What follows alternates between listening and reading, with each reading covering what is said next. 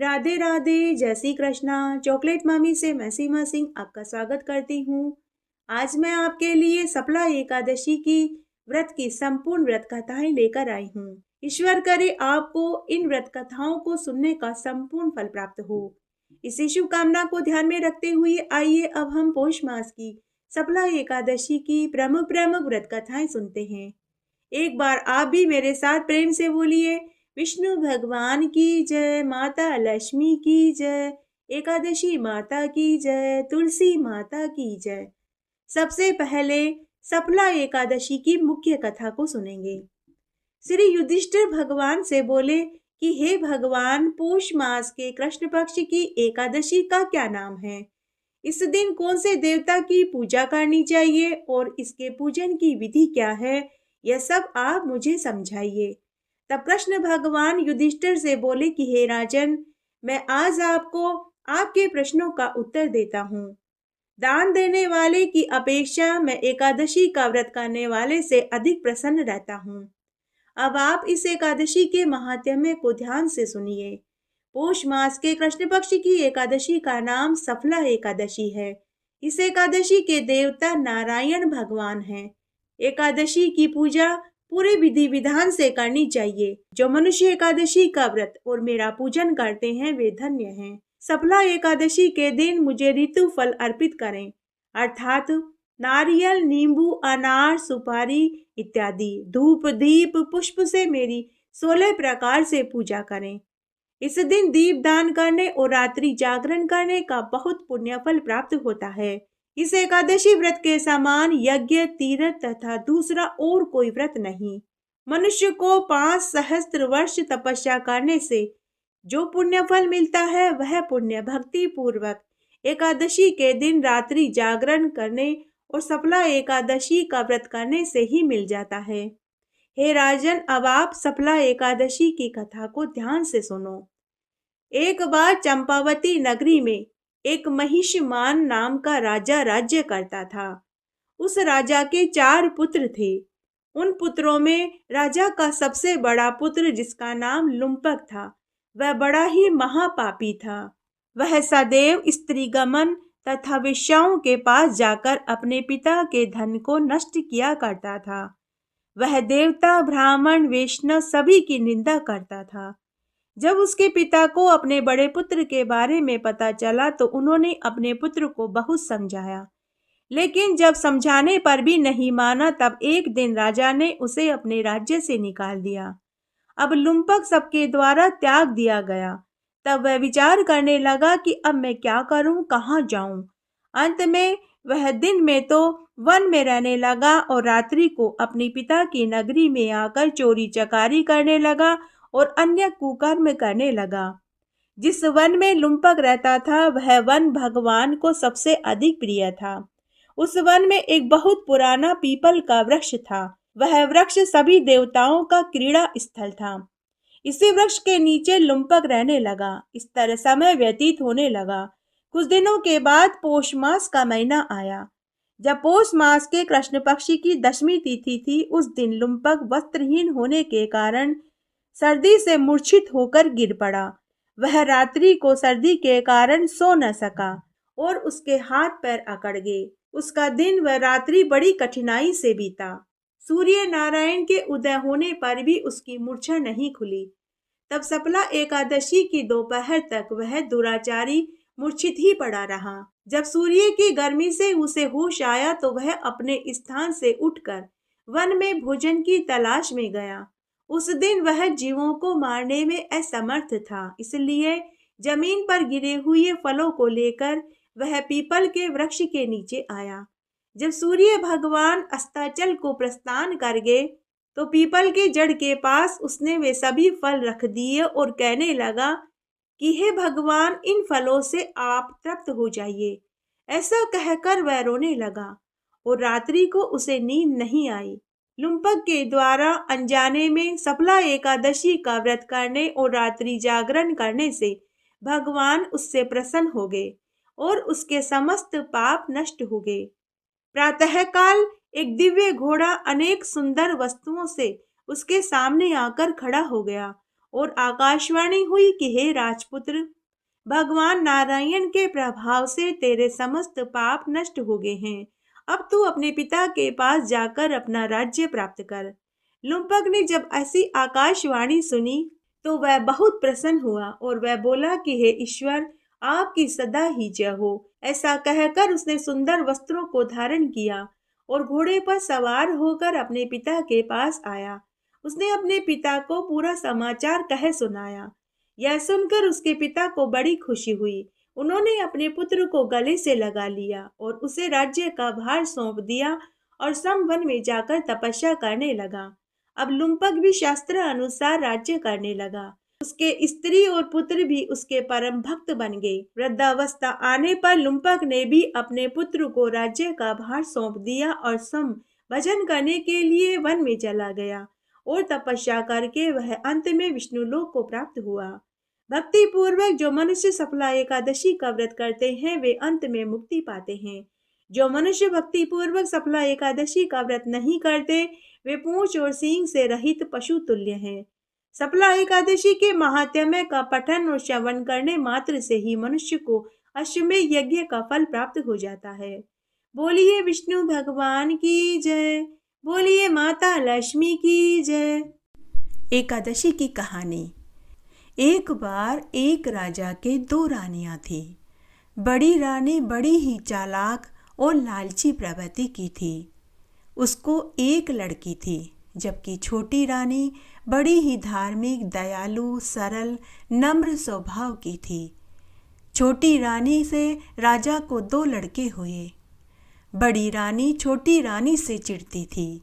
छोटी रानी हर एकादशी का व्रत करती थी और विष्णु भगवान की पूजा करती थी। विष्णु भगवान के मंदिर में हर एकादशी के दिन 108 परिक्रमा लगाती थी। महल में सभी छोटी रानी को पसंद करते थे। छोटी रानी सबकी मदद करने वाले स्वभाव की थी। तब एक दिन बड़ी रानी मन ही मन सोचने लगी कि मुझे तो लड़की पैदा हुई है और इसको दो दो लड़के हुए हैं। जब इसके लड़के बड़े होंगे तो वे इस राज्य के उत्तराधिकारी बनेंगे। सारा राजपाट इन्हीं को मिलेगा और यह छोटी पूरा राज करेगी और मुझसे नौकरों का सा बर्ताव करेगी। यही सोचकर वह छोटी रानी से ईर्ष्या करने लगी और उससे सौतेला बर्ताव करने लगी। बड़ी रानी राजा के जाने के बाद छोटी रानी से नौकरों जैसा काम करवाती थी। साथ ही छोटी रानी के दोनों बच्चों को रूखा सूखा खाने को देती थी, लेकिन छोटी रानी कुछ नहीं बोलती थी। तब एक बार की बात है, छोटी रानी का एकादशी का उपवास था। छोटी रानी एकादशी के उपवास के दिन अन्न तो क्या जल भी नहीं पीती थी। उस दिन छोटी रानी को बुखार था। बड़ी रानी को मालूम था कि छोटी रानी के बुखार है, आज इसका एकादशी का उपवास है, यह पानी तक नहीं पिएगी। उस दिन जानबूझकर बड़ी रानी ने छोटी रानी से खूब काम करवाया। जब नौकरों ने देखा तो वे बड़ी रानी से बोले कि हे महारानी जी, आज छोटी रानी का एकादशी का उपवास है। यह घर का सारा कामकाज हम कर लेंगे, आप इनसे कोई काम मत करवाइए। जब बड़ी रानी ने यह सुना तो वह नाराज हो गई। उसने सभी नौकरों को उस दिन छुट्टी पर भेज दिया। बेचारे नौकर समझ गए कि बड़ी रानी छोटी रानी को पसंद नहीं करती। पता नहीं किस बात का यह उनसे बदला निकाल रही है। उस रात छोटी रानी समझ गई कि वह मरने वाली है। उस रात उसने ग्यारस माता से कहा कि हे ग्यारस माता, मेरे और मेरे बच्चों की हालत आपसे छुपी नहीं है, आप ही इनकी देखभाल करना। मेरे मरने के बाद मेरे दोनों बच्चों की जिम्मेदारी मैं आपके ऊपर छोड़कर जा रही हूँ। अब आप ही मेरे दोनों बच्चों को अपनी छत्र छाया में रखना। और उसने अपने दोनों बच्चों के सिर पर हाथ रखा और वह मृत्यु को प्राप्त हो गई। अब तो बड़ी रानी बहुत खुश हुई। अब वह छोटी रानी के दोनों बच्चों से घर का और बाहर का खूब काम करवाती और खूब मारती पीटती। राजा के जाने के बाद दोनों बच्चों को जानवर चराने के लिए जंगल में भेज देती और खाने में गोबर की पिंडी के ऊपर आटा लपेट करके दे देती। बच्चे आटा आटा तो चाट जाते और गोबर को निकाल करके फेंक देते। देखते ही देखते गोबर का बहुत बड़ा ढेर लग गया। इस तरह कई महीने निकल गए। बच्चे दिन पर दिन कमजोर होते जा रहे थे। तब एक दिन बैकुंठ में ग्यारस माता ने सोचा कि मुझे इनकी माँ ने अपने बच्चों की जिम्मेदारी सौंपी थी। इसकी माँ मेरे भरोसे ही छोड़कर मरी थी। अगर आज मैंने इनके बच्चों की देखरेख नहीं करी तो कलयुग में मुझे कौन मानेगा। तब ग्यारस माता ने एक व्रत महिला का वेश बनाया और जंगल में उन दोनों बच्चों के पास पहुंच गई और बोली कि बच्चों, क्या मुझे खाने को मिलेगा। तो दोनों बच्चे बोले कि हमारे पास खाने को कुछ नहीं है। हमारी बड़ी माँ हमें गोबर की पिंडी आटे में लपेट कर के देती है। कच्चा आटा खाने से हमारी तबीयत खराब हो रही है। हमारी माँ मर गई है। भला जिन बच्चों की माँ मर जाती है उन्हें भोजन में गोबर की पिंडी ही तो दी जाती है। और ऐसा कहकर दोनों बच्चे रोने लगे। बच्चों की करुण स्थिति देखकर ग्यारस माता रूप में बुढ़िया माई का सीना भी भर आया। उसने दोनों बच्चों को गले से लगा लिया और बोली कि अरे बच्चों, मुझे तुम्हारी माँ ने स्वर्ग से भेजा है। अब तुम दोनों चिंता मत करो, तुम मेरे साथ जंगल में नदी के किनारे चलो। फिर ग्यारस माता रूप में बुढ़िया माई उन दोनों बच्चों को लेकर नदी के किनारे जंगल के पास गई और उसने वहां से एक पत्थर उठाया और बोली कि हे बच्चों, जब भी तुम्हें भूख लगे तुम इस स्थान पर आना और इस पत्थर को उठाना। तुम्हें यहाँ पर 56 तरह के व्यंजन मिलेंगे और इस दूसरे पत्थर को उठाओगे तो ठंडा शीतल मीठा पानी मिलेगा। खाना खाकर वापस पत्थर यहीं रख देना और पानी पीकर वापस पत्थर इस खड्डे में रख देना। लेकिन बच्चों, तुम यह बात किसी से मत कहना। ऐसा कहकर ग्यारस माता अंतर्ध्यान हो गई। इस तरह बच्चे अब रोज अच्छा अच्छा भोजन खाने लगे। सौतेली माँ के द्वारा दी जाने वाली गोबर की पिंडी को वो जंगल में आकर चिड़ी कबूतरों को डाल देते और गोबर को निकाल कर के फेंक देते। कुछ ही दिनों में दोनों बच्चे हष्ट पुष्ट और तंदुरुस्त हो गए। एक दिन सौतेली माता को शक हुआ। उसने अपने नौकरों से कहा कि तुम इन दोनों बच्चों का जंगल में जाकर पीछा करो और देख करके बताओ कि ये जंगल में जाकर क्या करते हैं। नौकर दोनों बच्चों को बहुत पसंद करते थे क्योंकि उनकी माँ बड़ी ही नेक दिल की थी। नौकर दोनों बच्चों के पीछे पीछे गए। उन्होंने देखा कि बच्चों ने एक पत्थर उठाया तो वहाँ से तरह तरह के उन्हें व्यंजन मिल रहे थे। दूसरा पत्थर उठाया तो उन्हें मीठा ठंडा शीतल जल मिल रहा था। नौकरों ने पूरी बात देख ली, लेकिन वे उन बच्चों को बहुत पसंद करते थे।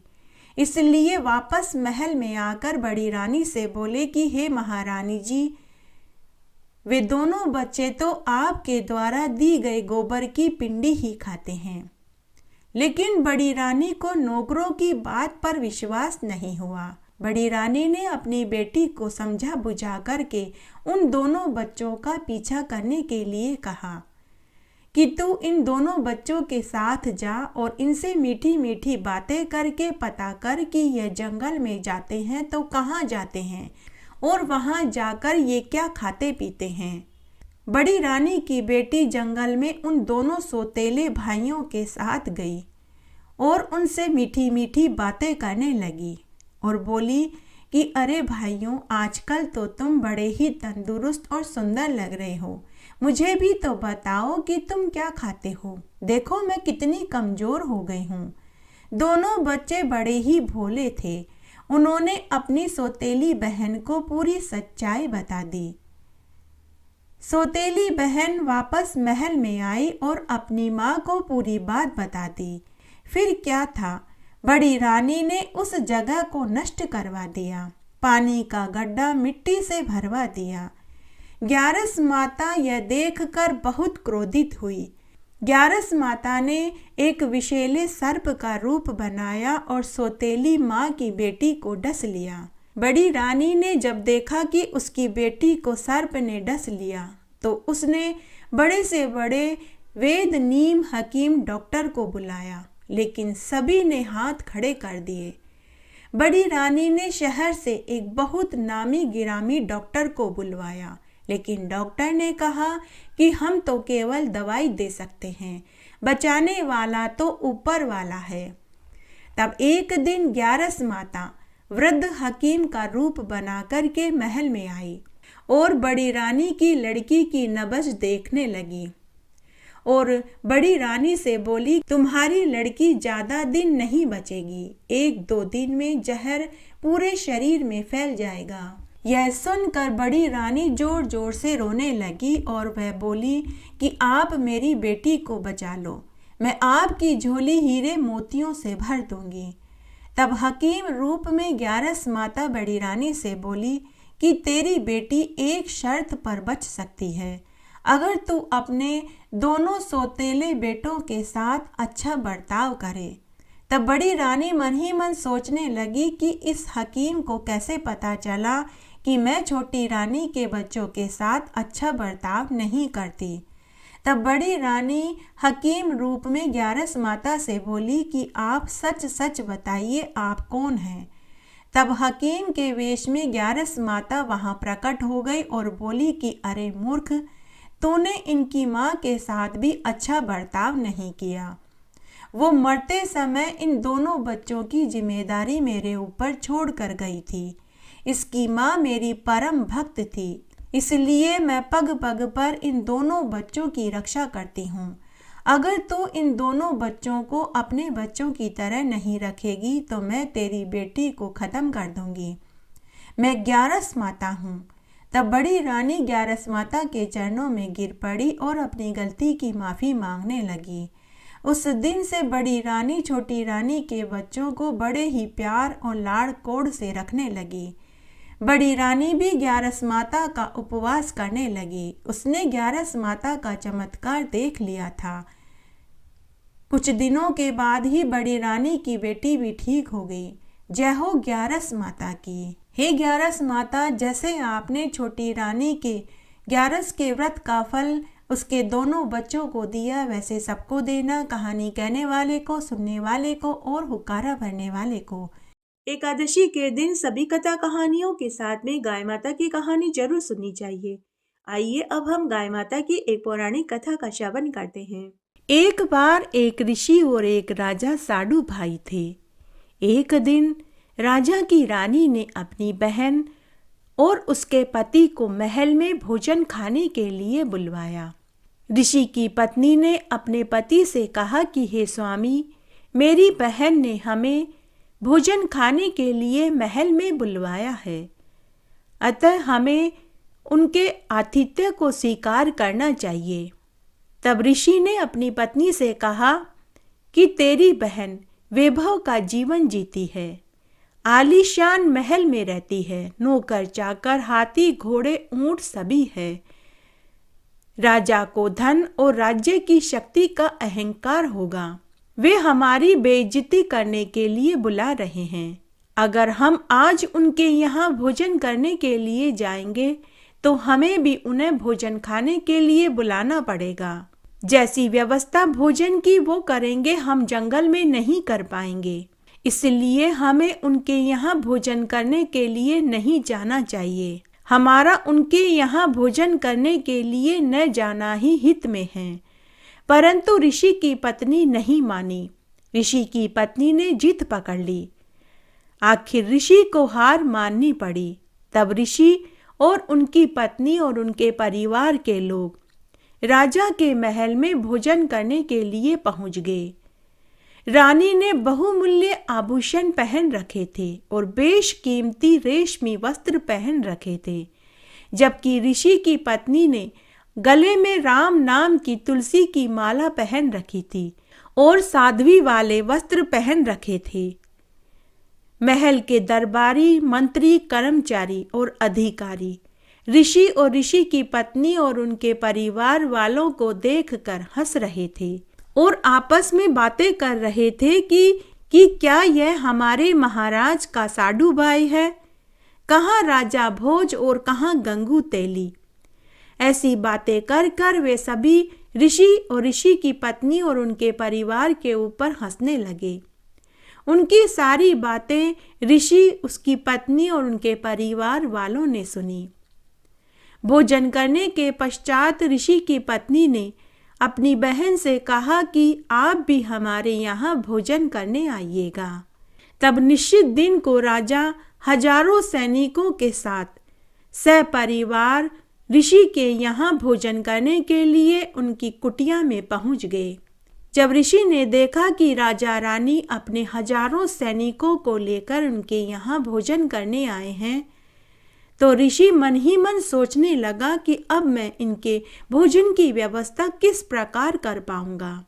तब ऋषि ने स्वर्गलोक के राजा इंद्र से हाथ जोड़कर निवेदन किया कि हे इंद्रदेव, आप अपनी कामधेनु गाय मुझे उधार दे दीजिए। तब उसी समय आकाशवाणी हुई और इंद्रदेव ने ऋषि से कहा कि इसके बदले में तुम मुझे क्या दोगे? तब ऋषि ने कहा कि हे इंद्रदेव, आप बताइए, कामधेनु के बदले में आप मुझसे क्या चाहते हैं? तब इंद्रदेव ने ऋषि से कहा कि तुम अपने जीवन भर का पुण्य और एकादशी के व्रत का फल मुझे सौंप दो, तभी मैं तुम्हें कामधेनु गाय उधार दूंगा। तब ऋषि ने ऐसा ही किया। ऋषि ने अपने जीवन भर के समस्त पुण्य जो उसने संचित कर रखे थे और एकादशी के व्रत का पुण्य संकल्प भर कर इंद्रदेव को सौंप दिया। तब इंद्रदेव ने एक कामधेनु गाय और साथ में कुछ सेवादार भी भेजे और साथ ही एक बहुत भारी विशाल तंबू की भी उन्होंने व्यवस्था करवा दी। तभी वहां एक बहुत बड़ा भारी टेंट लग गया। टेंट के अंदर गाय खड़ी थी। ऋषि परिवार ने गौ माता की आरती उतारी और अपनी मनोकामना बताई। उसी समय वहां 56 प्रकार के भोग चांदी के बर्तनों में बनकर आ गए। लड्डू, जलेबी, कचौरी, दही बड़े, हलवा, खीर, दाल, रोटी, पूड़ी, बूंदी, बर्फी, रसगुल्ले इत्यादि। तब ऋषि ने राजा से कहा कि महाराज, भोजन जीव लीजिए। तब राजा ने ऋषि की बेइज्जती करने के लिए कहा कि पहले तुम मेरी सेना को भोजन कराओ, साथ ही मेरे घोड़ों को भी हरा चारा खिलाने का प्रबंध करो, उसके बाद ही मैं भोजन करूंगा। ऋषि ने राजा से कहा कि प्रभु की कृपा से सब इंतजाम हो जाएगा, पहले आप और आपकी सेना भोजन कर लीजिए।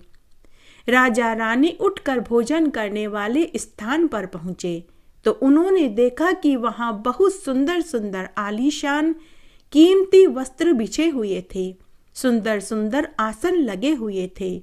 राजा देखकर आश्चर्य में पड़ गया। उसके बाद चांदी की थालियों में 56 तरह के भोजन सेवादार रखने लगे। अन्नदेव की स्तुति करके ऋषि ने राजा रानी और सैनिकों से प्रार्थना करी। राजा ने मन ही मन सोचा कि इसके वैभव के सामने तो मेरा भोजन का भंडार कुछ भी नहीं। मैंने तो केवल ऋषि और इसके परिवार को ही भोजन कराया था और उसमें भी 3-4 तरह के पदार्थ ही भोजन में खिलाए थे। राजा शर्म के मारे पानी पानी हो रहा था। खाना खाते वक्त बहुत परेशान था, ईर्ष्या की अग्नि से धधक रहा था। उसे वह अपनी बेइज्जती समझ रहा था। सभी सैनिकों ने भोजन खा लिया। सभी सैनिकों ने भोजन की खूब प्रशंसा करी। यह सुनकर तो राजा का रक्त और भी जलने लगा। तब उसने ऋषि को बुलाकर के पूछा कि अरे ऋषि, तुमने इतने कम समय में इतने सारे लोगों के भोजन का इंतजाम कैसे किया? न तो यहाँ कोई कढ़ाई है, न ही कोई चूल्हा जल रहा है। तब ऋषि ने राजा से कहा कि हे महाराज, मैंने अपना जीवन भर का पुण्य, भक्ति और एकादशी का पुण्य इंद्रदेव को सौंप दिया था और इंद्रदेव ने मुझे एक दिन के लिए कामधेनु गाय उधार में दी थी। कामधेनु गाय में यह विशेषता है कि हम जितना भोजन चाहें वह तुरंत उपलब्ध करवा देती है। राजा ने कहा कि मुझे वह कामधेनु गाय दिखाओ, मुझे तुम पर विश्वास नहीं। तब ऋषि ने राजा को कामधेनु गाय दिखाई। कामधेनु गाय को देखकर राजा के मन में लालच आ गया। राजा ने ऋषि से कहा कि हे साडू भाई, यह गाय तुम मुझे दे दो, मेरे पास बहुत बड़ी सेना है, उनका भोजन मैं इस गाय से बनवा लूंगा। तुम्हारे यह गाय किस काम की? ऋषि ने कहा कि हे महाराज, मैंने यह कामधेनु गाय इंद्रदेव से एक दिन के लिए उधार मांगी थी। मुझे यह गाय वापस स्वर्ग में भिजवानी है। मैं इस गाय का मालिक नहीं, इसलिए मैं ये कामधेनु गाय आपको नहीं दे सकता।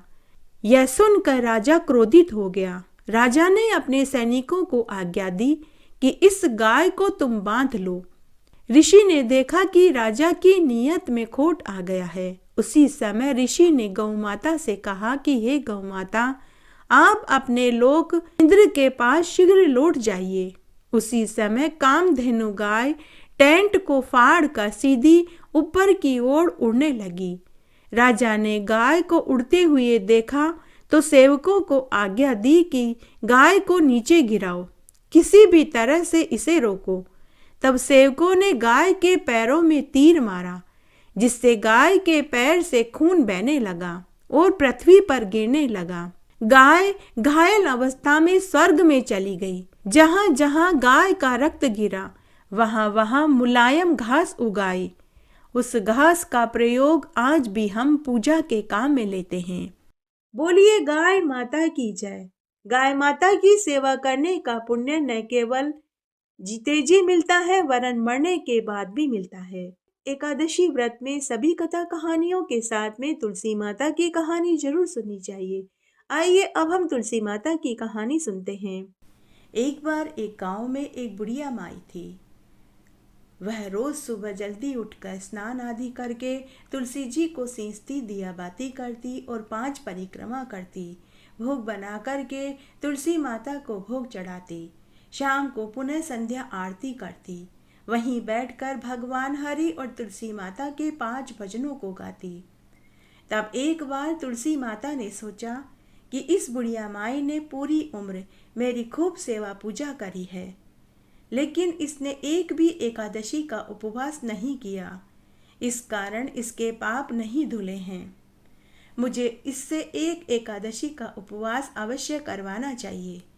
तब एक बार की बात है, रोज की तरह बुढ़िया माई सुबह जल्दी उठकर स्नान आदि से निवृत्त होकर तुलसी माता की सेवा पूजा कर रही थी कि तभी तुलसी माता के पौधे में से एक आवाज आई कि अरे बुढ़िया अम्मा, एकादशी का उपवास कर, एकादशी का उपवास कर। आवाज सुनकर बुढ़िया अम्मा डर गई। उसने इधर उधर ऊपर नीचे आसपास सब तरफ देखा, लेकिन उसे कोई दिखाई नहीं दिया। तभी तुलसी के पौधे में से फिर आवाज आई कि अरे अम्मा, इधर उधर क्या देखती है? मैं तुलसी माता बोल रही हूँ। तूने मेरी खूब सेवा पूजा करी, पूरी उम्र मेरी पूजा करी, दिया बाती करी, आरती करी और परिक्रमा करी। मेरी पूजा करके तूने पुण्य तो खूब अर्जित कर लिया, लेकिन एक भी एकादशी का उपवास न करने से तेरे पाप नष्ट नहीं हुए हैं। अगर तू चाहती है तेरे सारे पाप धुल जाएं, तुझे भी बेटा, बहू और पोता मिले और मरने के बाद स्वर्ग मिले, तो तू एक एकादशी का उपवास अवश्य कर। बुढ़िया माई तुलसी माता से बोली कि हे तुलसी माता, मैं तो विधवा हूँ, मुझे कहाँ से पुत्र होगा? जो पुत्र नहीं तो बहू कहाँ से आएगी, और बेटा बहू नहीं तो पोते का मुंह कहाँ से देख पाऊंगी? तो तुलसी के पौधे में से फिर आवाज आई कि अरे अम्मा, तू एकादशी की महिमा को जानती ही नहीं है। एकादशी व्रत में इतनी ताकत है कि बंजर जमीन पर फसल उगने लग जाए, अंधे को आंखें, लूले लंगड़े को हाथ पांव मिल जाए, बांझ स्त्री को पुत्र पैदा हो जाए। एक बार तू एकादशी का उपवास करके देख, तुझे इसका चमत्कार देखने को मिलेगा। उसके कुछ दिनों के बाद एकादशी तिथि आई। बुढ़िया अम्मा ने एकादशी का उपवास रखा। विष्णु भगवान माता लक्ष्मी का पूजन किया। दूसरे दिन व्रत का पारण किया। इस तरह बुढ़िया अम्मा एकादशी का उपवास करने लगी।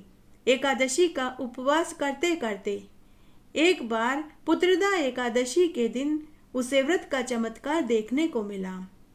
बुढ़िया अम्मा ने उस दिन भी एकादशी का उपवास रखा। उस दिन वह बैठी बैठी मन में सोचने लगी कि मैं एकादशी का उपवास करने लग गई हूँ, परंतु कब मेरी 24 एकादशी पूरी होगी, कब मुझे बेटे का मुंह देखने को मिलेगा, कब मेरे बहू आएगी, कब मैं पोते का मुंह देख पाऊंगी। तब उसी दिन संध्या की आरती के समय तुलसी के पौधे के आगे वह घी का दीपक जला रही थी, पूजा कर रही थी।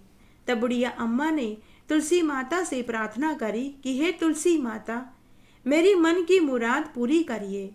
मेरे जीवन की डोर तो बहुत छोटी है, पता नहीं कब टूट जाए। मैं मरने से पहले बेटे का मुंह देखना चाहती हूँ। तभी तुलसी के पौधे में से आवाज आई कि अरे अम्मा, जो अगर तेरे पुत्र होता तो तू उसका क्या नाम रखती, और पोता होता तो क्या नाम रखती। तो बुढ़िया अम्मा हाथ जोड़कर तुलसी माता से बोली कि हे तुलसी माता, अगर मेरे बेटा होता तो मैं उसका नाम पुरुषोत्तम रखती, और पोता होता तो उसका नाम कन्हैया रखती। तो तुलसी के पौधे में से फिर आवाज आई कि अम्मा, फिर देर किस बात की है, तू आवाज लगाकर तो देख।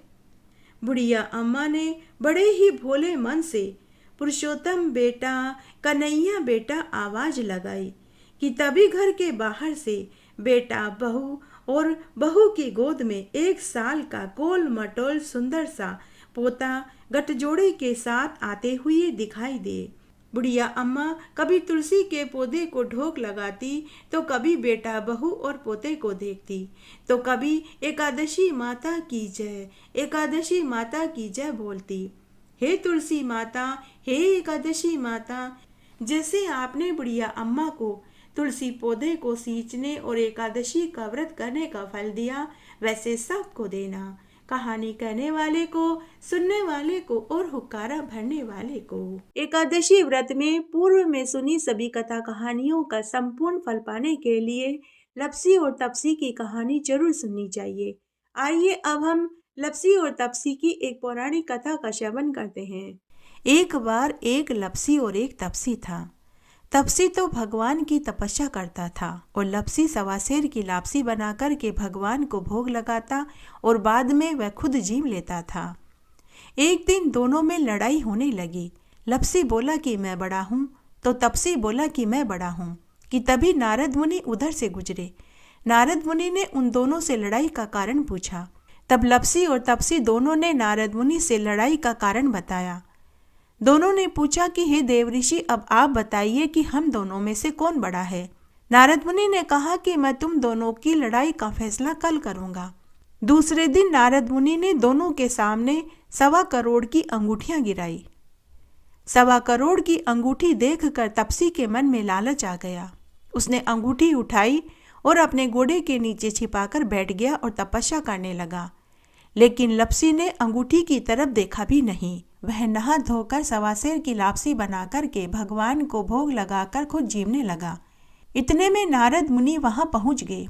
दोनों ने नारद मुनि से पूछा कि हे देवऋषि, अब बताइए हम दोनों में से कौन बड़ा है। नारद मुनि ने तपसी से कहा कि हे तपसी, तू अपना घोड़ा ऊपर कर। जैसे ही तपसी ने घोड़ा ऊपर किया तो पांव के नीचे से 1.25 करोड़ की अंगूठी निकली। नारद मुनि ने तपसी से कहा कि हे तपसी, तूने अंगूठी चुराई, इसलिए तेरी तपस्या भंग हो गई, इसलिए लप्सी बड़ा है। यह सुनकर तपसी दुखी हो गया और दुखी मन से नारद मुनि से पूछने लगा कि हे देवऋषि, अब मुझे मेरी तपस्या का फल कैसे मिलेगा। नारद मुनि ने तपसी से कहा कि जो कोई भी रोटी बनाकर के बाटियां नहीं बनाएगा तो फल तुझे मिलेगा। ब्राह्मण जिमा करके उसे दक्षिणा नहीं दी तो फल तुझे मिलेगा। बहन बेटियों, बुआ भतीजियों को साड़ी देकर ब्लाउज नहीं दिया तो फल तुझे मिलेगा। दिया से दिया जलाया तो फल तुझे मिलेगा। सीधा देकर ब्राह्मण को दक्षिणा नहीं दी तो फल तुझे मिलेगा। महिलाएं सीधे हाथ की तरफ नाड़ा बांधेंगी तो फल तुझे मिलेगा। मकान बनवा कर के थली नहीं बनवाई तो फल तुझे मिलेगा। और कोई सा भी व्रत हो, सभी कथा कहानियों के साथ में लपसी और तपसी की कहानी नहीं सुनी तो फल तुझे मिलेगा। ऐसा कहकर नारद मुनि चले गए। इसलिए सभी कथा कहानियों के साथ लपसी और तपसी की कहानी जरूर सुननी चाहिए। आइए अब हम नगर बसेरी की कहानी सुनते हैं। लपियो लपेसरी तपियो तपेसरी, लपका न लब को फल मिले, तपका न तप को फल मिले। माना माँ की कहानी, कथा और व्रत को फल मिले। नगर बसेरो जो करे मलमल धोवे पाप, ताता मांडा लापसी देसी मारी माँ, मादेवर न मावसी देसी मारो द्वारका का नाथ, मीठा मीठा घास बैकुंठा को वास, यू देसी मारो दीन बंधु दीनानाथ। पांच कुल्टी छठी रास, मेरो जीवड़ो श्री कृष्ण का पास, डालू पानी हो जाए घी, झट से निकल जाए मेरो जीव। तुलसी महारानी नमो नमो, हर की पटरानी नमो नमो। कौन से महीने में बोई रानी तुलसा, तो कौन से महीने में हुई हरियाली। आषाढ़ के महीने में बोई रानी तुलसा, तो सावन के मास में हुई हरियाली। कौन से महीने में हुई तेरी पूजा, तो कौन से महीने में हुई पटरानी। कार्तिक के महीने में हुई तेरी पूजा, तो मंगसर मास में हुई पटरानी। धूप दीप नैवेद्य आरती, तो पुष्पन की बरसा बरसानी। 56 भोग 3600 व्यंजन, मैया बिन तुलसा एक न मानी। जो कोई तुलसा को सवेरे गाए, श्री कृष्ण भगवान के दर्शन पाए। जो कोई तुलसा को दोपहरा गाए, खीर खांड का भोग पाए। जो कोई तुलसा को सांझ को गाए, श्री कृष्ण जी की आरती उतारे। जो कोई तुलसा को आधी रात को गाए, श्री कृष्ण जी के चरण दबाए। तुलसी महारानी नमो नमो, हर की पटरानी नमो नमो। एकादशी की सभी कथा कहानियों के साथ में एकादशी माता की आरती जरूर बोलनी चाहिए। आइए अब हम माता एकादशी की आरती बोलते हैं। ओम जय एकादशी माता, मैया एकादशी माता, विष्णु पूजा व्रत को धारण कर शक्ति मुक्ति पाता। ओम जय एकादशी माता, तेरे नाम गिनाऊं देवी, भक्ति प्रदान करनी मैया भक्ति प्रदान करनी। गण गौरव की देनी माता, शास्त्रों में वरनी। ओम जय एकादशी माता, मार्गशीर्ष के कृष्ण पक्ष की उत्पन्ना, विश्व तारणी जनमी मैया विश्व तारणी जनमी। शुक्ल पक्ष में हुई मोक्षदा, मुक्तिदाता बन आई। ओम जय एकादशी माता, पोष के कृष्ण पक्ष की सफला नामक है मैया सफला नामक है। शुक्ल पक्ष में हो ये पुत्रदा, आनंद अधिक रहे। ओम जय एकादशी माता, नाम षट तिला माघ मास में कृष्ण पक्ष आवे मैया कृष्ण पक्ष आवे। शुक्ल पक्ष में जया कहावे, विजय सदा पावे। ओम जय एकादशी माता, विजय फाल्गुन कृष्ण पक्ष में शुक्ला आमल की मैया शुक्ला आमल की। पाप मोचनी कृष्ण पक्ष में चैत्र महाबली की। ओम जय एकादशी माता, चैत्र माह में नाम कामदा, धन देने वाली मैया धन देने वाली। नाम बरूथिनी कृष्ण पक्ष में वैशाख महावाली। ओम जय एकादशी माता, शुक्ल पक्ष में हो ये मोहिनी, अपरा ज्येष्ठ कृष्ण पक्षी मैया अपरा ज्येष्ठ कृष्ण पक्षी। नाम निर्जला सब सुख करनी, शुक्ल पक्ष रखी। ओम जय एकादशी माता, योगिनी नाम आषाढ़ में जानो, कृष्ण पक्ष करनी मैया कृष्ण पक्ष करनी। देव शयनी नाम कहायो, शुक्ल पक्ष धरणी। ओम जय एकादशी माता। कामिका सावन मास में आवे, कृष्ण पक्ष कहिए मैया, कृष्ण पक्ष कहिए। श्रावण शुक्ला होय पवित्रा, आनंद से रहिए। ओम जय एकादशी माता। अजा भाद्रपद कृष्ण पक्ष की परिवर्तनी शुक्ला मैया, परिवर्तनी शुक्ला। इंद्रा आश्विन कृष्ण पक्ष में व्रत से भव सागर निकला। ओम जय एकादशी माता। पापा कुशा है शुक्ल पक्ष में, आप हरन हारी मैया, आप हरन हारी। रमा मास कार्तिक में आवे, सुखदायक भारी। ओम जय एकादशी माता। देव उत्थानी शुक्ल पक्ष की दुख नाशक मैया, मैया दुख नाशक मैया। पावन मास में करो विनती, पार करो नैया। ओम जय एकादशी माता। परमा कृष्ण पक्ष में होती, जन मंगल करनी मैया, जन मंगल करनी। शुक्ल मास में होय पद्मनी, दुख दारिद्र हरनी। ओम जय एकादशी माता। जो कोई आरती एकादशी की भक्ति सहित गावे मैया, भक्ति सहित गावे। जन गुरु दीता स्वर्ग का वासा, निश्चय वह पावे। ओम जय एकादशी माता। ओम जय एकादशी माता मैया, एकादशी माता। विष्णु पूजा व्रत को धारण कर शक्ति मुक्ति पाता। ओम जय एकादशी माता। जय हो एकादशी माता की जय। इस तरह आज हमने पोष मास की सफला एकादशी व्रत में सुनी जाने वाली सभी व्रत कथाएं सुनी। आशा करती हूँ यह आपको जरूर पसंद आएगी। मेरे साथ बने रहने के लिए आपका धन्यवाद। आगे आने वाली कथा कहानी के लिए भी आप इसी तरह मेरे साथ बने रहें। धन्यवाद।